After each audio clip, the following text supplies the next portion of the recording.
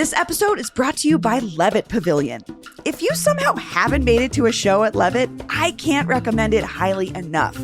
It's my favorite place to watch live music outside in Denver, bar none. And it's the spot for free, all-ages concerts in beautiful Ruby Hill Park, which is just 10 minutes from downtown. The next free show is Heartless Bastards on August 4th, but there's a ton of great acts coming through. Like on August 10th, Levitt is hosting the All My Relations Celebration, which is a festival showcasing indigenous art from different tribes and diverse genres. You can see Levitt Pavilion's whole summer lineup and get your tickets at levittdenver.org.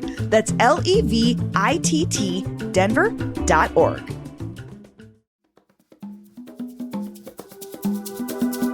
Today on CityCast Denver. There has never been a better time to buy an electric vehicle, and there's never been a better place to do it than right here in Colorado. At least, that's according to our guest today. Me and producer Paul Caroli are talking to our pal Sam Brash, who reports on EVs for CPR and is the proud owner of a Chevy Bolt. Today is Monday, July 31st. I'm Bree Davies, and here's what Denver's talking about.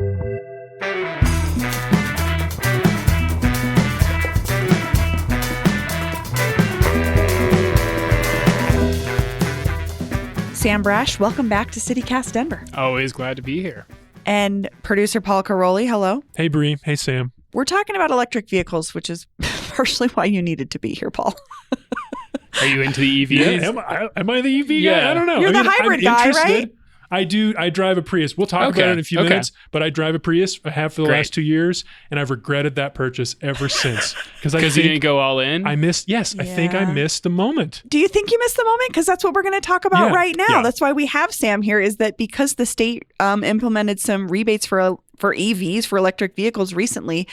What does that mean? What is that looking like, Sam? This is no longer an exaggeration. There is no better state to buy an electric car in the country than Colorado. Okay. And we can get into that. That's bold. That's big. I'm making the statement. You heard it here first. But let's just run through this because yes, please. I think just going through the rebates you can get here in the state, it's mind-blowing. All right. So there's the $7,500 federal incentive that's existed for a long time, but it has some new rules in the Biden's Inflation Reduction Act, okay? I'm adding this up. 7,500. 7,500. Do add it up because the final figure is absolutely wild. Okay. Okay, so we got 7,500. That's been there for a long time. The article you read that I wrote is about Colorado passed a new $5,000 EV state tax credit in the last legislative session. That is now available to any EV purchaser in the state.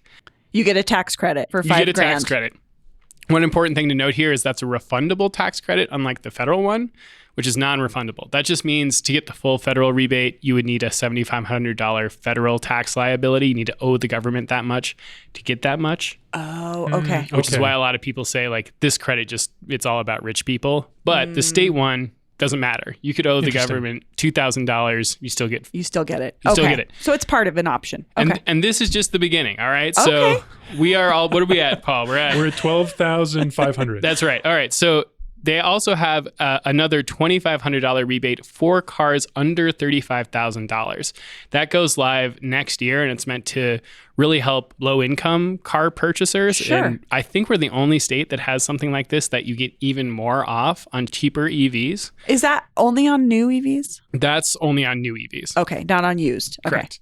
Starting sometime next month, there's something called the Colorado Vehicle Exchange Program, and that'll apply to only people under an income limit. You have to make less than 80% of your area median income, and then you have to trade in an older car. I think it's before a 2006 model year or something that's failed an emissions test, right? So we're trying to get dirty cars off the road. If you get that, you get $6,000 off a new purchase.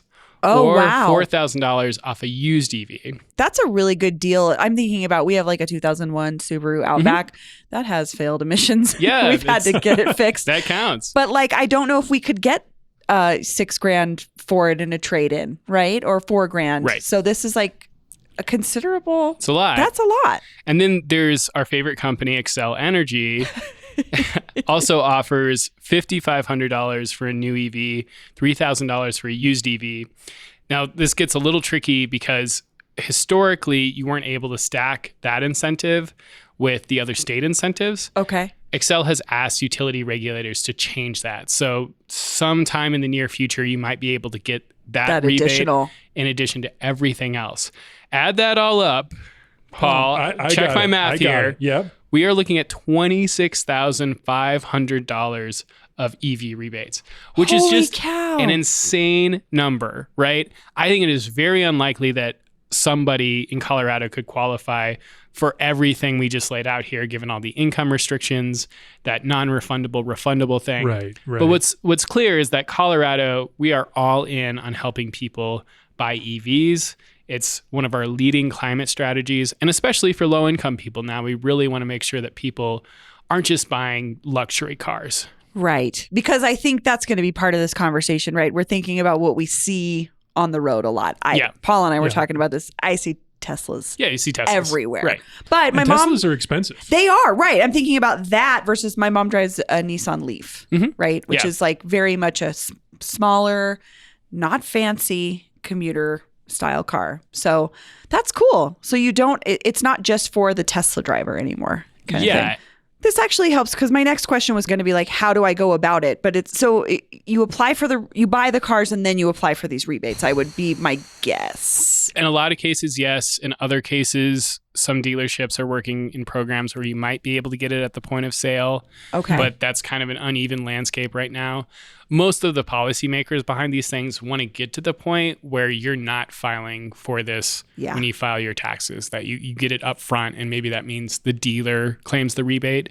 That's the way Denver does its e-bike rebates, and it's part of the reason why it's been so successful. Okay. But yeah, right now, usually you're getting these when you file your federal taxes, so you're probably out the money up front and then crossing your fingers that this all works out on the back end. Well, I'm thinking about what I could get. Okay. With all those rebates, Yes. you know, and I'm curious about your experience because I think you are an EV owner, right? I am. A Chevy Bolt.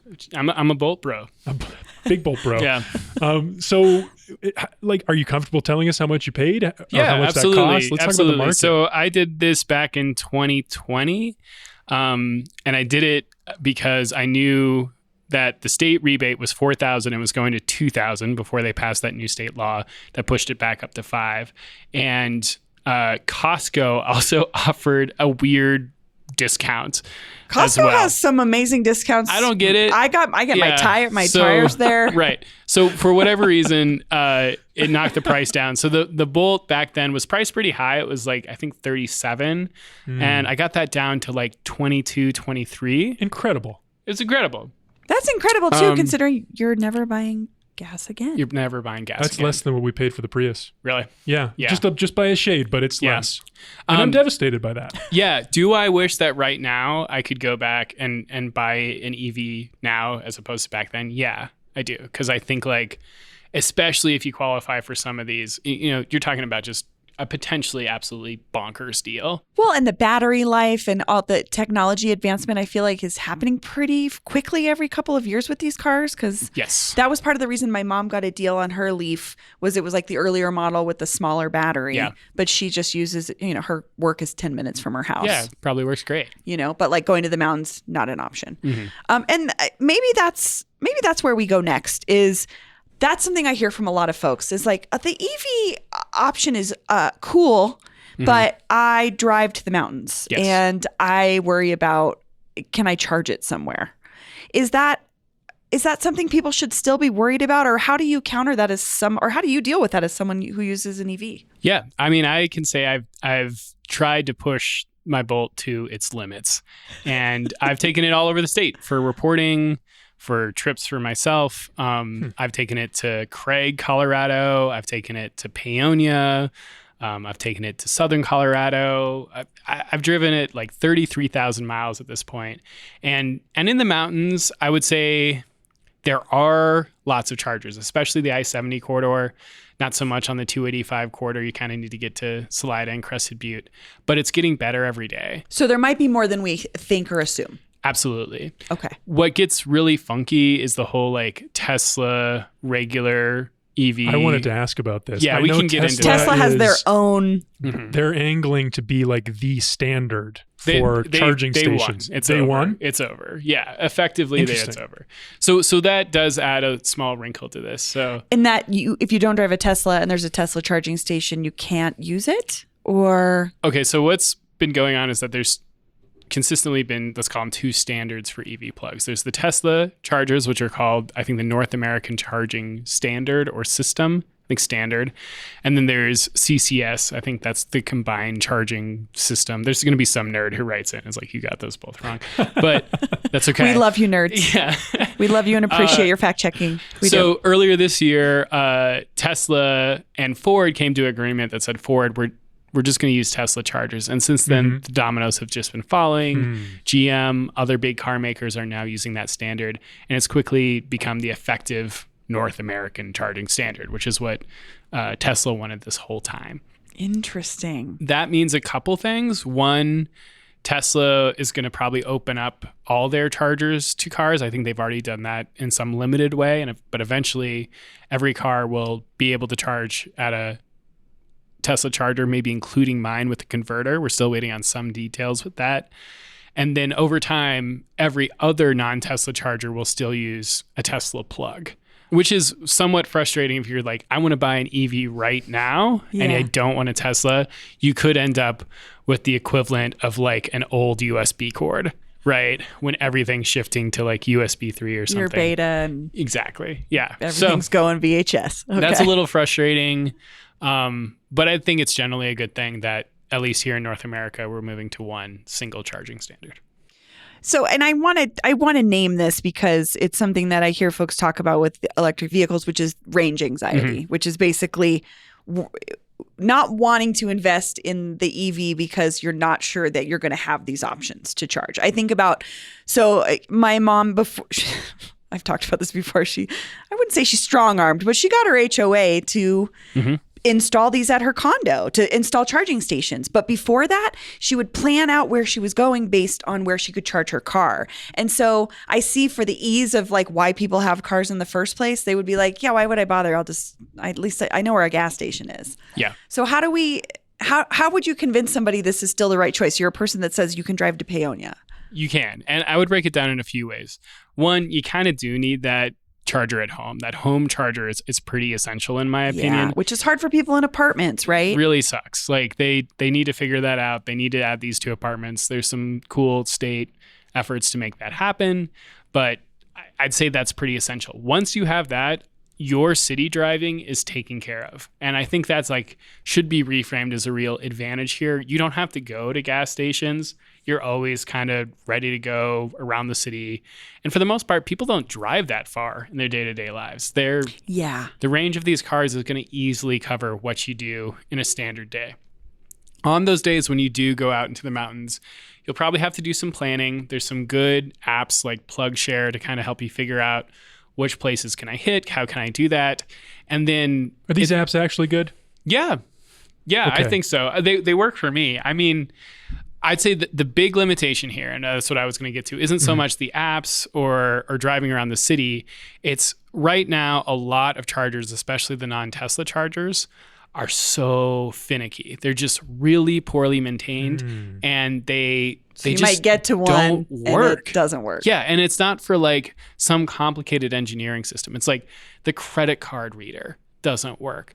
So when I first bought my Bolt in 2020, that's actually when I went to Paonia, and my partner Lindsay and I can't believe she did this with me. I was like, let's go. Like, it's the pandemic. Let's see what this thing can do. And we took off, and our first stop was like a fast charger in Carbondale. That didn't work. We had to like use a slower charger that took like 6 hours before we... Right. What do you do in Carbondale for 6 hours? Yeah, we bopped around. We then went over, I forget the name of that pass. We went over that pass into Paonia because we saw there was a fast charger there. We get there, we're like, where is this thing? It was not like a corporate fast charger. It was the somebody's utility. house. Basically had tied it to like a telephone pole, and there was a laminated, like, Sam, I'm leaving you here. laminated sheet of instructions that included using a dial-up modem and selecting the right voltage or wattage level for your car. That's hilarious. And somehow it worked, which is great because otherwise we would have been totally SOL. But like, this is what people are thinking of. People not are thinking even about knowing, this. Like, this is so hard. And I'll say a few things with that. One, the charging network just in the last 3 years has gotten a lot better. Totally. The state is pouring a lot of money into it. The federal government is pouring a lot of money into it. So those were the problems that exist, and they still exist to a large extent. But they're getting better every single day.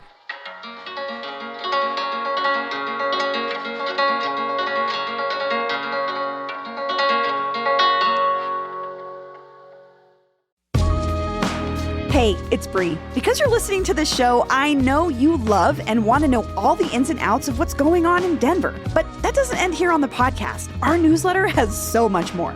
The Hey Denver newsletter is full of recommendations, news tidbits, and local secrets meant to help you live your best Denver life. It's free and lands in your inbox every weekday morning at 6 a.m. From a rundown of the latest city council news to the best recommendations for how to spend your weekend, the Hey Denver newsletter will help you stay connected with the Mile High City. It may even be that push you need to go to that houseplant workshop you've been dying to check out, or that karaoke night, or that food festival. You get the picture. You can subscribe to Hey Denver by texting Denver to 66866. That's 66866. I'd like to talk about climate politics Yes. a little bit. Oh. So we've talked about how our governor, Jared Polis, is investing big in these rebates. This is his preferred strategy when it comes to electric vehicles. He is not the only Democratic presidential contender who's excited about EVs. Gavin Newsom in California is pursuing a very different tact. And I want to hear your take, because what he's doing is he's got a ban on gas-powered vehicles by 2035. Is it a ban on the sale of or the ownership of? The sale. The sale of. Okay. They're not just going to come and take your car. Okay. No. So what's your sense of the climate politics, like these two very different approaches? So here's what I would say. This policy is called Clean Cars 2. There was a Clean Cars 1. And Clean Cars 2 is essentially a sales mandate. So what it is like a set of targets that car sellers have to hit. And it includes, 80% of all vehicle sales in California have to be electric by 2032. Okay. That's included. And then it's in Colorado. Now we're considering it. And the Polis administration says we want to do that target, but not the final target, which is what you're talking about, 100%. Not the full EV. ban. Not the full thing, right? Not the full sales mandate. So here's what I think is going on here. Newsom is in a spot where he's like, I want to be the guy who puts the nail in the coffin of the internal combustion engine, right? That is how I sell myself as a political figure. Polis, he wants to look a little more moderate. He doesn't want to have anybody running ads that says, this is the guy who banned your gas car truck. Yeah. And so he skipped this final step of the policy. But I think you could argue that the more important steps of the policy are those interim goals, those midway steps. And those will probably be approved in Colorado anyway. So he kind of just deleted the headline, right? But that's good strategy. The core policy. He's a smart guy. Yeah. He really is. Well, how do you feel like that plays into their presidential ambitions? Do you think one of those two directions is more popular? Is that too big of a question for us? I have no idea right now. I think the future of climate politics are really interesting, especially in a Democratic primary. Yeah. And I think Polis has very effectively marketed himself around the fun stuff, like electric car rebates.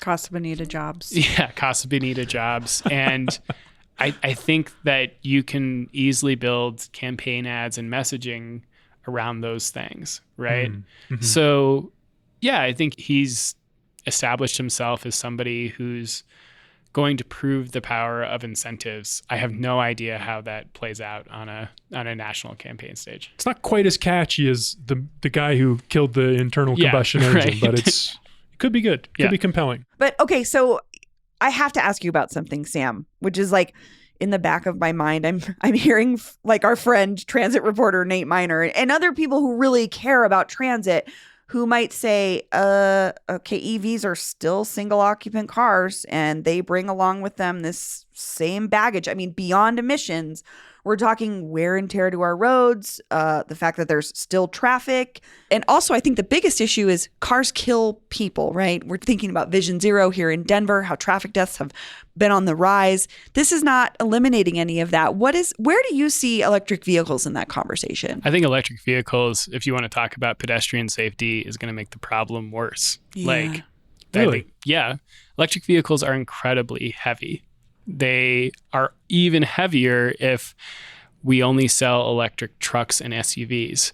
The GMC Hummer EV, have you seen a picture of that thing? No. It's a tank. Look it up. It's wild. Oh, no. It weighs upwards or close to 9,000 pounds, which is huge. And you start loading up cars with huge batteries with those kinds of weights, more people are going to die.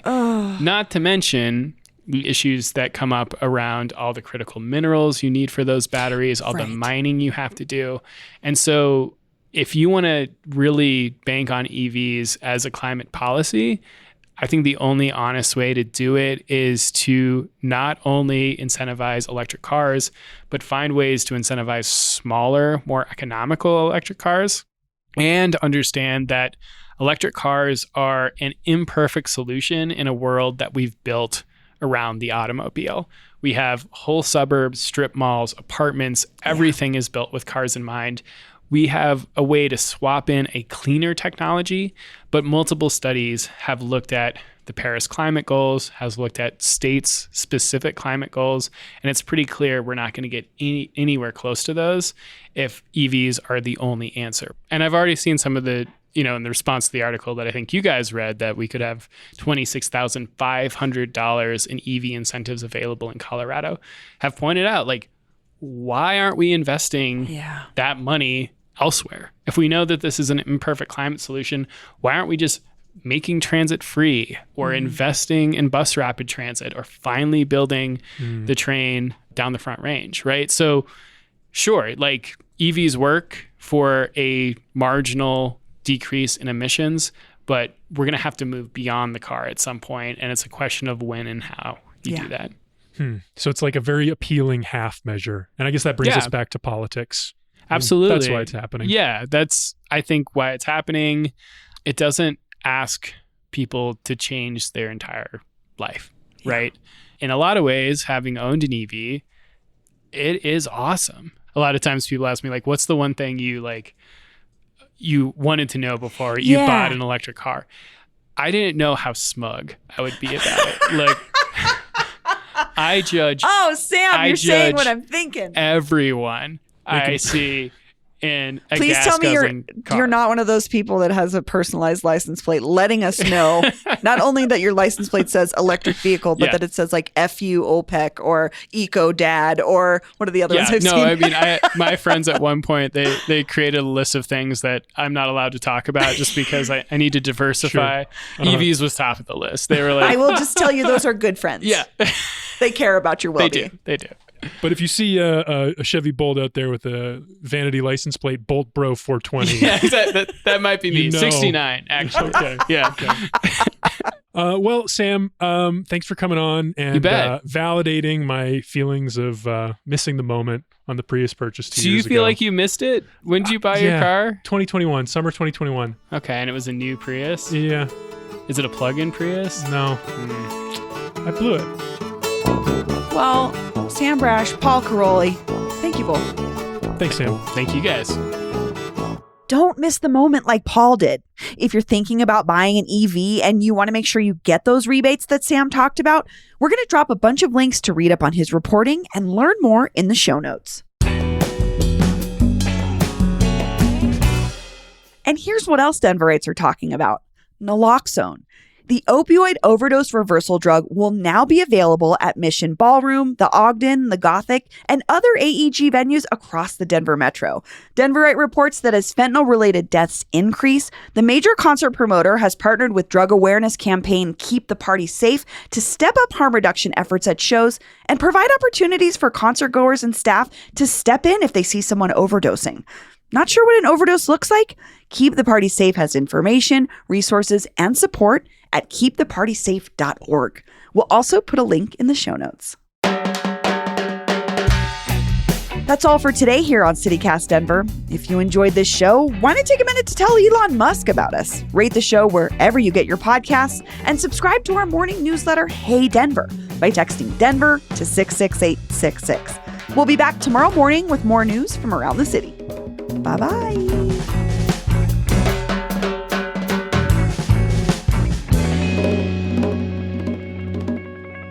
And is a proud owner of a Chevy Bolt. It's a Bolt. Oops.